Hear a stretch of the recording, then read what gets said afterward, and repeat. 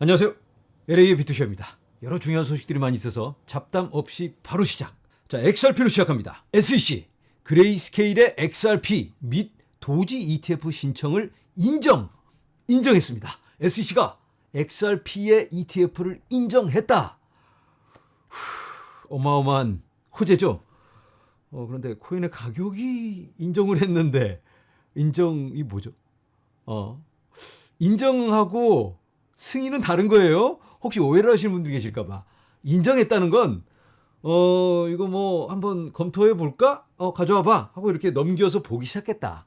옛날 같으면 야 집어쳐 하고 그냥 던져버렸는데 이제는 관심을 갖고 보기 시작했다. 뭔가 시작을 했다. 첫 단계를 시작했다라는 의미로 볼 수 있습니다. 며칠 전에 제가 코인별 ETF 승인 확률에 대해서 말씀드렸습니다. 라이트코인이 90%, 솔라나가 70%, XRP가 65%죠. 자, 그런데 19B4 인정, 이 영어로 acknowledge라는 이 단어인데요. 이 19B4 서류가 가장 중요하다고 말씀드렸죠. 거래가 되느냐 마느냐. 이게 승인이 되면 조건만 좀 조정을 해서 거래가 되게 되는 겁니다. 이 중요한 서류를 SEC가 보고 고개를 한번 끄덕여줬다. 오케이 하고 이렇게 이 정도인 겁니다. 라이트코인은 벌써 고개를 한번 끄덕, 솔라나도 한번 끄덕. XRP 도지코인에 대해서 아무 반응이 없었는데 이번에 SEC가 이렇게 한번 해줬다. 뭔가 실질적인 검토를 할 수 있게 되었다라고 이해를 하시면 될 것 같습니다. 자, 여기 있는 모든 코인들의 최종 마감일이 올 10월입니다. 올 10월에는 모든 결정이 이루어질 수밖에 없는데 승인을 하든지 거절을 하든지, 그런데 이날 결정이 된다는 게 아니고 그 전에 얼마든지 결정을 할 수가 있습니다. 이제 곧 SEC 위원장이 새로 임명되는데요. 그러면 급물살을 타지 않을까 이런 기대가 있습니다. 자, 오늘 이런 뉴스가 나오면서 시장이 살짝 불안해했습니다. JP모건, 테더, 제한된 미국 스테이블 코인 규정을 충족하기 위해 비트코인을 판매해야 할 수 있다고 밝혀, 와, 테더가 비트코인을 무지 많이 가지고 있는데 그걸 판매를 해야 한다. 왜냐하면 스테이블 코인 규정에 맞지 않을 수 있기 때문에. 만약에 테더가 전량을 매도해야 된다면 큰 하방 압력으로 적용할 수 있습니다. 그것 때문에 시장이 오늘 불안했는데요. 테더는 가장 큰 규모의 스테이블 코인이죠. 그래서 테더가 불안하면 전체 코인 시장이 영향을 받을 수 있습니다. 언제나 하락장이나 또 여러 충격이 있을 때는 이런 테더 퍼드가 난무했는데 이번에도 공포 조장이 아닐까 이런 생각을 해봅니다. 테더의 규모를 함께 살펴보도록 하겠습니다. 테더의 시총이 1419억 달러 규모입니다. 엄청나죠? 자, 화면에서 보시는 건 테더가 보유하고 있는 자산입니다. 미국 국채를 944억 달러 정도 가지고 있고요. 그리고 다른 현금화를 바로 할 수 있는 자산을 이만큼 가지고 있습니다. 그래서 현금이나 거의 같다라고 간주할 수 있는 자산이 1183억 달러 규모. 그런데 테더가 발행한 코인은 1410억 달러입니다. 정확하게 1대1은 아닌 거죠. 자, 테더가 가지고 있는 다른 자산, 회사채를 이 정도 가지고 있고요. 귀금속 53억 달러, 비트코인을 78억 달러 가지고 있습니다. 그리고 다른 투자 자산들이 있고요. 자, 이 비트코인의 규모가 그렇게 높은 건 아니죠. 그리고 다른 자산들과 비교를 해봐도 회사채, 귀금속, 대출 상품이라든가 다른 투자, 이런 것들보다는 비트코인이 가장 확실한 그런 자산일 수 있겠죠. 바로 이렇게 현금화도 가능하잖아요. 비트코인은 365일 거래가 되니까 훨씬 더 좋은 조건일 수 있습니다. 그래서 JP모건이 지적한 건 이 현금을 맞춰야 된다. USDT 발행한 만큼 맞춰야 되는데 그러려면 이런 거 다 팔아야 되는 거 아니냐. 비트코인이 그중에 일부일 수 있다. 그런 얘기인 겁니다. 자, 우리가 딱 봐도 뭔가 좀 조율이 필요해 보입니다.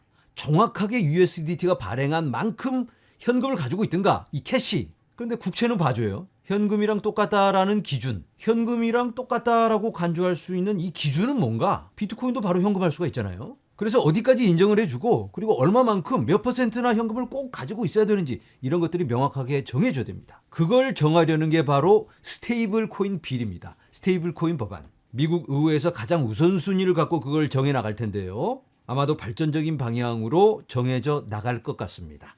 그래서 지금 시장에 보여주고 있는 테더 퍼드, 이건 비트코인을 팔자가 아니고 테더 관련 지급준비금, 이런 것들이 명확하게 정해져야 되고 그런 것들을 진행해 나가는 상황이다. 이렇게 이해를 해보면 될 것 같습니다. 자, 그리고 또 한 가지 생각해 봐야 될 게, 자, 이놈들이 1대1로 무조건 가지고 있어야 된다고 그러는데 은행들은 어떤가요? 은행들의 지급준비금은 몇 퍼센트일까요? 예전에는 10%였습니다. 고객들이 돈을 예금하면 10%는 은행이 들고 있어야 됩니다. 나머지 돈 가지고는 이제 이자 놀이도 하고 다 하지만 10%는 가지고 있다가 고객들이 찾아와서 내 돈 돌려주세요. 그러면 이제 돌려줘야 되는 건데 코로나 이후로 이 지급준비금을 0%로 내렸습니다. 그래서 미국 은행들의 지급준비금은 0%입니다. 그런데 이 테더가 100%가 아니라고 이걸 가지고 지적질하고 물고 늘어지는 좀 말도 안 되는 상황이죠.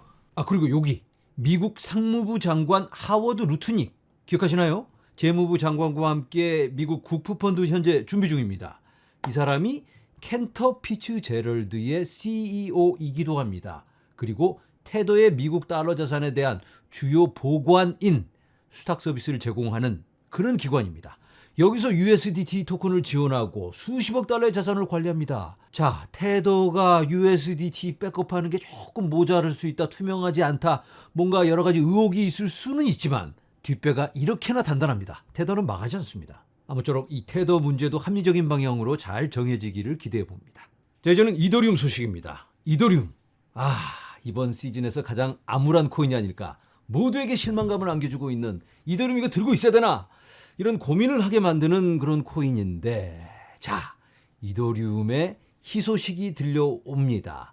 21쉐어스에서 이더리움 스테이킹을 허용해달라라고 요청을 제출합니다. ETF 안에 들어있는 코인 놀리지 말고 그걸 스테이킹을 해서 투자자들에게 보상을 나눠줘야 한다. 그러한 요청인데요. 너무 합리적인 요청이기도 합니다. SEC의 게리 겐슬러 모가지가 날아간 지금 충분히 실현 가능할 거라고 보고요. SEC에서 이를 인정한다고 가정하면 지금 당장은 그럴 수 있겠지만 모를 일이기는 합니다. 신고의 최종 마감일은 10월 말쯤 될 것 같습니다. 그러니까 ETF 관련해서 만기일이 10월 달로 맞춰지고 있습니다. 최종 만기일이 그 정도고요. 그 중간중간에 결정을 해야 하는 중간 만기일이 있습니다. 아까 승인 확률에서 살펴본 것처럼 그 전에 충분히 승인될 확률이 매우 높다. 자, 저는 솔라나의 락업 해제에 대해서 함께 살펴보도록 하겠습니다. 솔라나의 락업 해제가 척척척 다가오고 있습니다.